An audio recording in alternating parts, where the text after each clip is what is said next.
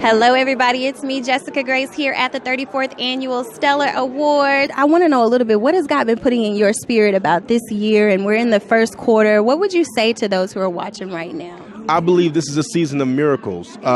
We're going to see God do what we saw him do in the Bible.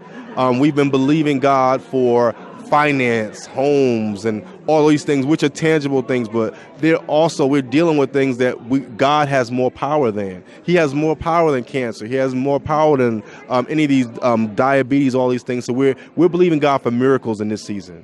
So 2 years ago, I had been diagnosed with stage 3 cancer, and the doctor basically said that I wouldn't live.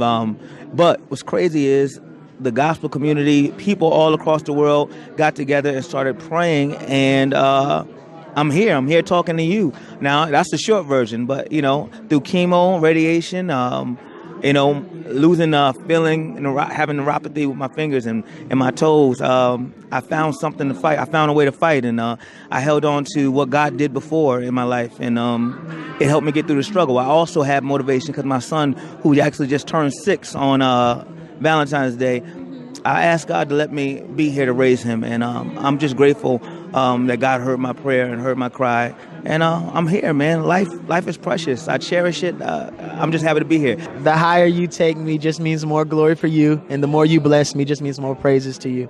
I really literally come to the realization that everything I have is for him, to him, and through him, and without him it's nothing. So it's just another year of giving God all the glory and all the honor. Tell me about how it felt to actually perform tonight. I saw you performing on keys, and what was that like? I was a little bit nervous, but I have to say about 10 years ago, my family, Forever Jones, was nominated, and we sang He Wants It All, and I was on the piano again. And so I think it was a nice way to smooth me back into the process, But honestly, I was just happy to have my heart out there on the platter for everybody to hear, and for me to get to minister as an individual. Although I'm standing on my family's shoulders and they're very supportive, this was just a different experience. So, Jordan, you just did a killer performance tonight, the Stellar Awards, 2019 34th Annual Stellar Awards. And how are you feeling? I'm feeling super excited about this experience. This is my first year ever being nominated, and it's also my first year performing on a big stage. So I'm actually overwhelmed right now, bro. Oh my gosh. Well, you're a huge inspiration. I got a chance to talk to one of your teammates and producers, Teddy P.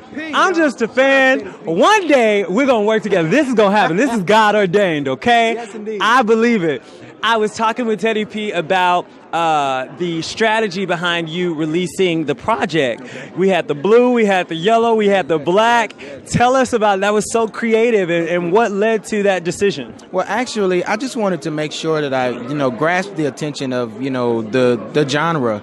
I think a lot of times now we get so bored with things, our attention span is so short now that we have social media and all these things going on. So I basically took a whole album and broke it into sections, and I released it like that. The last couple of years I've been here, well, every time I've been to the Stellars, it's been because I was here singing background for somebody.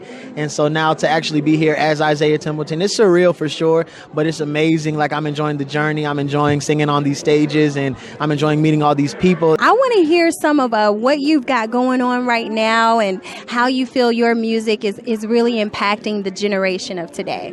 Well, right now we have a song out called Miracle Worker.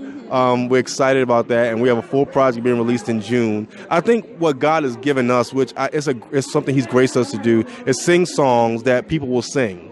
There are some artists who are amazing, like Jonathan McReynolds and Mary. We listen to their music and we enjoy it, but we don't necessarily try to replicate it. But Youth for Praise and we release music that praise teams and choirs sing themselves. So we're excited because we're releasing a whole another project that people will be able to sing in their church homes. It's going to be great. What have you been doing with the Stellar Awards? What have you been out here promoting? I know I've heard about your song. It's called Bless Somebody Else. It's a tribute to a woman who stood by my side for 25 years in ministry and my personal life. We met, she was working for BET and got laid off and said, it's just 2 weeks until I start my new job. And 25 years later, we're still walking together in ministry. And about 2 hours before I was to take the stage here at the Stellar Awards a few years ago. She passed away of a massive heart attack at age 50. It was just the most trying time of my life. I lost my mom, my brother in the Lord, Andre Crouch, and 15 people passed in 1 year. And I felt like I just can't do this anymore. I don't even want to do it anymore. And God said, do it for somebody else. So I wrote a song, Bless Somebody Else, and it features 15 different artists. It's like the We Are the World of the church, so wait till you hear it. It's Smokey and Erica and Yolanda, Fred Hammond, John P. Key, Jacqueline Carr, Faith Evans, Kiki Wyatt, Bishop Jakes, Bishop Morton. It's awesome. It's awesome. So what has God been saying to you about 2019? And I'm going to let you go because you need to get as many outlet coverage as possible. But what has God been saying to you about 2019? Oh, man, I've been on this thing where I'm talking about just kind of being faithful, being persistent. And for anybody that's watching, man, do what you love. Life is short. We don't have that much time. We take it for granted. So do what you love, because at the end of the day, it's your life. And I would just encourage anybody for 2019 to take that chance. If it's starting a business, if it's writing the book, if it's recording a song, if it's starting a podcast, whatever it may be, do it. Don't wait for nobody to give you the green light. Do what God is telling you to do in this season. So tell us a little bit about the music that you have out right now. Yeah, so I just released that single Reach that I performed, and I'm actually I have another single out that I released in October called Deepest Part of You. But I'm really excited about this last single because it's a prayer, and it just says, Father, teach my heart to reach. And I think reaching is something that our culture doesn't really know too much about right now because we're fast-paced. Everything plops into our laps. We don't really know what it means to reach, even in relationships, in prayer. And so I like this song because it's a lifelong challenge. Why don't you sing a little something? Come on. I'll sing a little bit of my single. If not for you, I never would have made it. In all my trials, you pulled me through. Though I've been down, I'm never forsaken. I know everything will be all right. What do you feel in this day and time is what sets apart from an artist's perspective? Continue to keep a pure heart and to be as authentic as you can be. I think what's important for me is that I really try to really just be myself. I think a lot of times when we do gospel music, we kind of think that there's a gospel sound, but the gospel is really about the message of Jesus Christ, not really, quote unquote, a sound.